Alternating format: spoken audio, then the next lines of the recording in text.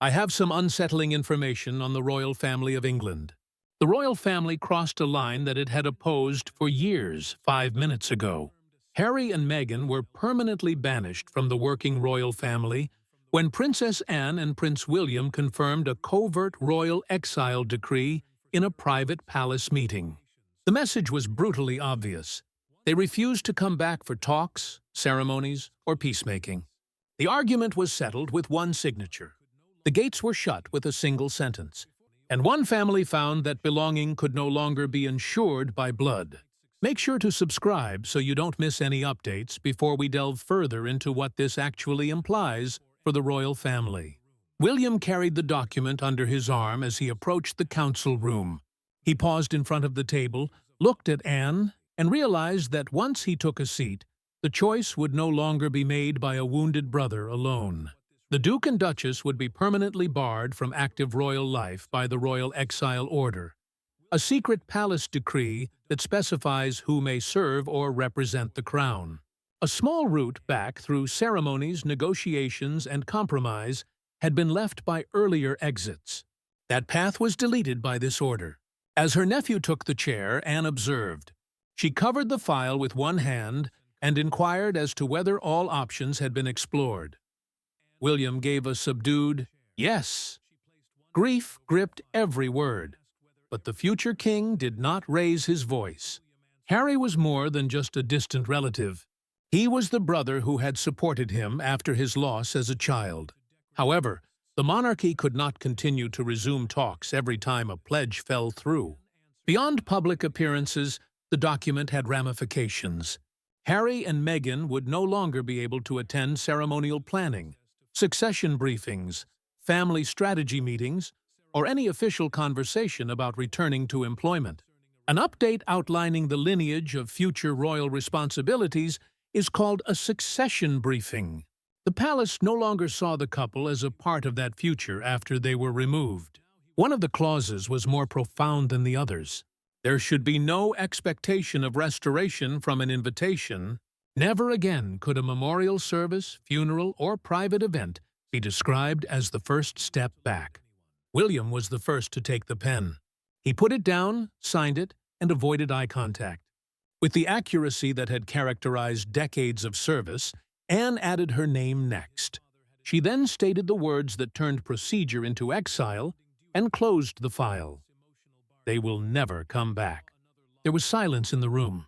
However, that was not where the choice had started. William had been persuaded months prior that there was no longer any chance for reconciliation after a private incident. It was perilous. The palace would have to confront the 4 injured individuals whose decisions had made this ultimate command inevitable before the signatures could become history. 4 individuals carrying various manifestations of the same treachery stood behind the official language. William thought he was defending the monarchy that his father had given him. Anne thought she was protecting responsibility from unending emotional haggling. Where Harry had originally anticipated a house, he now saw another locked door.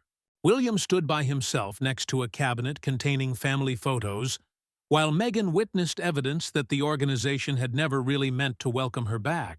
His fingers brushed the edge of a childhood photo of 2 brothers before they were split apart by titles, interviews, and public resentment. He flipped it over. He was expected to defend the crown, which stands for the monarch and the working royal family, as the future king. However, no constitutional education had prepared him for the demands of that position. Following Diana's passing, he had previously vowed that Harry would never have to face the world by himself. He was now assisting in his permanent removal from the palace. A few minutes later, Anne got a handwritten note from Charles. There was only one question written by the king. Was this really inevitable? Slowly, she folded the paper, closed her eyes, and explained to the attendant that need might still be harsh. For decades, the Princess Royal had believed that luxury could only endure when duty took precedence. However, she was also aware that any strict border would cut through actual individuals, such as her nephew, brother, and 2 children who were growing up apart from the family whose history they bore. Inside his California house, Harry read the first page twice. Then he fell into a chair and asked, "Did my father know?" His voice initially sounded fearful rather than angry. It was painful to lose official status, but it was far more painful to learn that Charles had permitted the last refusal. The Duke recognized that royal restoration entailed a formal return to palace responsibilities, public participation, and employment. He wasn't just denied a position by the order. It stated that that road could not be reopened by any subsequent apology or agreement. In uncomfortable quiet, Meghan stood next to him. Her gaze tightened with anger until she came to the section that barred them from discussing their return in the future. Then she lost her confidence. She had battled for a life of independence. However, she was nonetheless hurt by the finality because it eliminated her options. With one hand resting on Harry's shoulder, the Duchess inquired about the implications of the ruling for Archie and Lily, whose royal ancestry remained influential despite their parents' expulsion from its active organization. Everyone thought they were defending a family. William safeguarded the future of the monarchy. Charles and the duty surrounding him were shielded by Anne. Harry shielded his kids from rejection. Meghan defended the life they had established outside of the palace. However, every stance had been hardened by a single broken promise. There was no legal office where the banishment order had started. Before anyone had left the room on one terrible family evening, trust had fallen apart. The palace has withstood years of public animosity, interviews, accusations, and memoirs. However, the last trigger was much more intimate and quieter.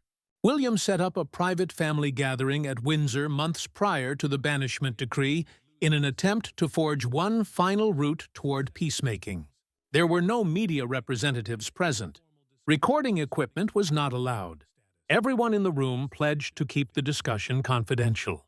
One protected detail had gotten away by dawn. Trust was undamaged after that. It had died. After Charles said, in a recorded private discussion, that he feared the family division might become irreversible during his rule, William suggested the dinner. A reconciliation meal was merely a private family gathering meant to mend a strained bond without formal agreement or public ceremony.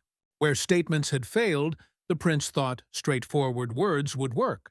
Reluctantly, Anne backed him, but she cautioned that one more violation would demonstrate that Harry and Meghan could never be trusted with delicate family matters. When the dinner reached its most challenging point, Charles spoke slowly. He informed Harry that he planned to extend an invitation to him to attend a national memory ceremony in the future, which is a formal gathering that pays tribute to those who have died while serving their country, but only when protocol and security preparations were finalized. The king requested that the offer be kept confidential.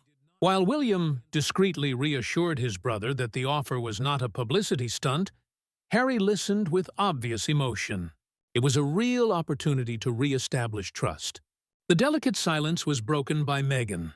She questioned whether the circumstances would turn them into ornamental visitors there for the cameras, deprived of any true dignity. Anne didn't raise her voice in response.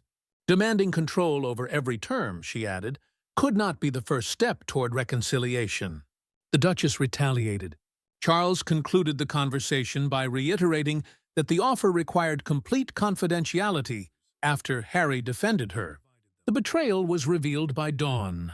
Before palace security personnel had even been briefed, an American media contact was given a thorough account of the potential invitation within hours, including the monarch's exact private phrase.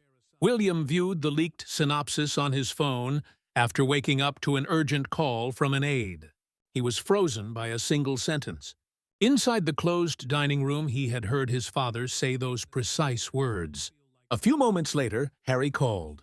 He stated that he had no idea how the information had gotten out and denied giving permission for the disclosure. William declined to disagree. While his brother was still talking, he added, "You gave me your word," and hung up. Later that morning, Anne went into his office and set the printed leak down on the desk. She informed him that those who used every trust as leverage could not share the monarchy's private future. William was still unsure. He was held back by guilt, memories, and blood. Harry then insisted on a face-to-face meeting. The final tenuous peace plan had been shattered by the leak. Days later, however, the real explosion occurred when the brothers stood by themselves and said something that neither of them could ever take back. Advisors, attorneys, and well-prepared speeches were absent. The brothers gathered behind closed doors at Windsor when William finally confronted Harry, bringing years of animosity into a space that had once stood for family security. Harry insisted on knowing why he was being viewed as an adversary. William insisted on knowing why every intimate gesture turned into public